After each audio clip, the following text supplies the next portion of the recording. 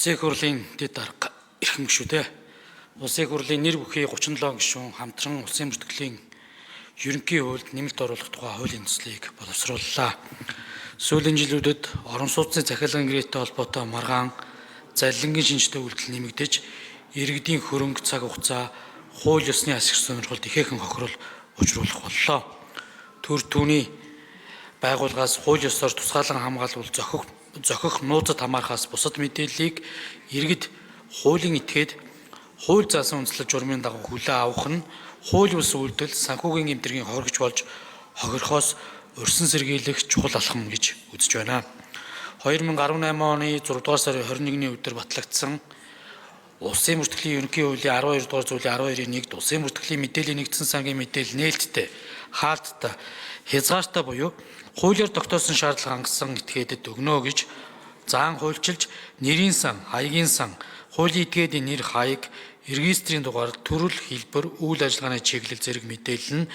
нээлттэй байхаар тогтож Улсын бүртгэлийн байгууллагаас зарим иргэд мэдээллийг авч танилцах боломж нэгэн тогтсон практик болон хэвшиж байна. 21 оны 12 дугаар сарын 17-ны өдөр батлагдсан нийтийн мэдээллийн тод байдлын тухай хуулиуд мөн нийтийн мэдээллийг нээлттэй, хязгаартай, хаалттай гэж ангилсан бөгөөд нийтийн мэдээллийг ашиглахад хууль зааснаас бусад тохиолдолд иргэний мэдээлэл авах эрх чөлөөг үл хязгаарлах, төрийн байгууллагын үйл ажиллагаа олон нийтэд ил тод нээлттэй байх, хүн хуулийн этгээд хуулиар хязгаарлалт тогтоогүй аливаа мэдээллийг саадгүй болж авах нөхцөл боломжийг бүрдүүлэх замаар иргэд орон сууцны захиалгатай холбоотой харилцааны үүсэх хөрөнгө санхүү, цаг хугацаа, гэрээний харилцааны үүсэх эрсдлийг бууруулах, сэргийлэх боломжтой юм гэж үзэж байна. Барьж дуусаагүй барилгыг улсын бүртгэл бүртгүүлж өмчлөх эрхийн гишэлгээ авсан иргэн хуулийн этгээд нь тухайн барилгыг удаан хугацаатай өндөр хэмжээний зээлийн барьцаанд авч мөн барьцаанд тавьдаг. Үүний улмаас тухайн захиалгын гэрээ байгуулж хөрөнгө оруулсан иргэн хуулийн этгээд өөрийн өмчлөлд бүртгүүлэх процесс удаашрдаг, эрсдэлд ордог тохиолдлооч мөн газар авсан байна. Мөн тухайн зээл авсан барилгын компани төлбөрөө төлөөгүй улмаас мөн бусад асуудлаар хууль хяналтын байгууллага шалгагдаж нийтийн зориулттай дуусаагүй барилгыг захиран зарцуулах эрхийг төдөлзүүлэх тохиолдол багагүй гардаг. Иймд иргэний хуулийн 145-ын 2 заасны дагуу эрхийн улсын бүртгэл бүртгүүлсэн хилцэл болон барьж дуусгаагүй барилга дээр үл хөдлөх хэдвэрнгийн эрхийг бүртгүүлэх тухай шаардлагыг хангах агуулга бүхий нийтийн зориулттой орон сууцны захиалгын гэрээний эсгээр барьцаанд авахыг хязгаарлах нь давхардуулан хөрөнгө өсгөхөөс сэргийлэх буюу зээл олгож буй банк, санхүүгийн байгууллага болон орон сууцны захиалгын гэрээ байгуулж хөрөнгө оруулсан этгээдийн эрх ашгийг хамгаалах ач холбогдолтой гэж үзэж байна. Одоо үйлчилж буй хууль эрх зүйн хүрээнд бол бүх дуусаагүй барилгыг улсын бүртгэл бүртгэдэггүй сайн дурын үндсэн дээр явж ирсэн учраас иргэдээс захиалгын гэрээг авахдаа улсын бүртгэлд бүртгүүлээгүй барилга дээр захиалга авдаг. Тухайн барилга нь цаашид хэрхэн ямар эрхийн шаардлагууд хангагдах хэсэг талаар мэдээлэл тодорхойгүй байна. Энэ хүрээнд иргэдээс давхардуулан захиалга авч иргэд хөрөнгө оруулагчдыг хуурам эхлэж тохиолдолч олон байгааг хуулийн хэлтийн байгууллага дурдж байна. Тухайлбал сүүлийн 3 жилд орон сууцны захиалга авч бусдыг зайлах гэмтэргийн төлөв байдлыг судалж дүн шинжилгээ хийхэд 3613 иргэнд 204.9 тэрбум төгрөгийн хохирол учирсан байгаа бөгөөд шүүгэн шийдвэр гүйцэтгэх ажиллагаанд 300 гаруй хохирогчийн 15 орчим тэрбум төгрөгийн хохирол барагдуулах ажиллагаа явагдаж байна. Мөн барь дуусаагүй нийтийн зориулттой орон сууцны барилгын ажлыг эхлэхэд тухайн барилга байгууламж албан ёсны хаяг эсвэл урьдчилсан хаягийн зохицуултыг олгодгүй бөгөөд уг урьдчилсан хаягийн зохицуултыг шинээр бий болгох шаардлагатай гэж үзэж байна. Одоо бүртгэлийн практикт барилгын компани өөрийн төслийн нэрээр нэрлэж АБ блок гэх зэрэгээр өөрсдийн үзэмжээр хаягийг олгож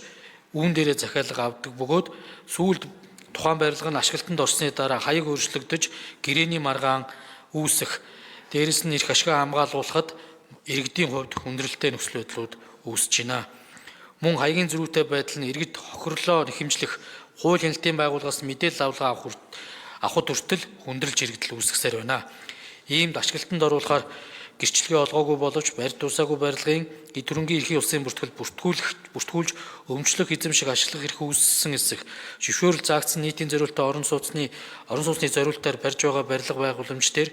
үйл хөдлөлийн дүрмийн эрхийн бүртгүүлэх тухай шаардлага агуулга бүхий хилцэл урьдчилан тэмдэглэгээ байгаа хэсэг. Иргэний хуулийн 145-ын 2 заасны дагуу орон сууцны захиалгын гэрээ хилцэл тухайн барилгатай холбоотойгоор байгуулагдаж бүртгүүлсэн хэсэг талаар мэдээллийг нээлттэй байхаар хуулийн төсөл тусгаж улсын бүртгэлийн хуульд нэмэлт оруулах тухай хуулийн төслийг Монгол Улсын үндсэн хууль болон олон улсын гэрээнд нэгдэж орсон олон улсын гэрээтэй нийцүүлэн боловсруулсан бөгөөд мөн хуулийн төсөлтэй уялдуулан барилгын тухайд нэмэлт өөрчлөлт оруулах тухай, иргэний хуульд нэмэлт өөрчлөлт оруулах тухай, нийтийн мэдээллийн элдв байдлын тухайд нэмэлт өөрчлөлт оруулах тухай, үйл хөдлөлийн дүрмийн барьцааны тухайд нэмэлт оруулах тухай, үйл хөдлөлийн дүрмийн албан татварын тухайд нэмэлт оруулах тухай, хаягжуулалтын хуульд нэмэлт өөрчлөлт оруулах тухай, дүрмгийн эрхийн улсын бүртгэлийн тухайд өөрчлөлт оруулах тухай хуулийн төсөл болон хууль баталсантай холбогдуулан авах арга хэмжээний тухай Монгол Улсын их хурлын тогтоолын төслийг боловсрууллаа. Улсын их хурлын дэд дарга эрхэм гишүүдээ хуулийн төсөл батлагдсанаар орон сууцны захиалгааг эрээгээр халах хэмжээнд заллах гэмтэргээс гарахаас урьдчилан сэргийлэх, давхардуулан иргэдээс захиалга авч иргэдийг хохироох эрсдлийг бууруулж иргэд тодорхой мэдээллийг мэдэх боломжоор хангагдах нь гэрээ байгуулахдаа эрсдлээс урьдчилан сэргийлэх чухал алхам болно гэж үзэж байна. Иймд хуулийн төслийн үзэл баримтлал хуулийн төслийг хилцсхийг дэмжиж өгөхийг та бүхнээсээ хүсье. За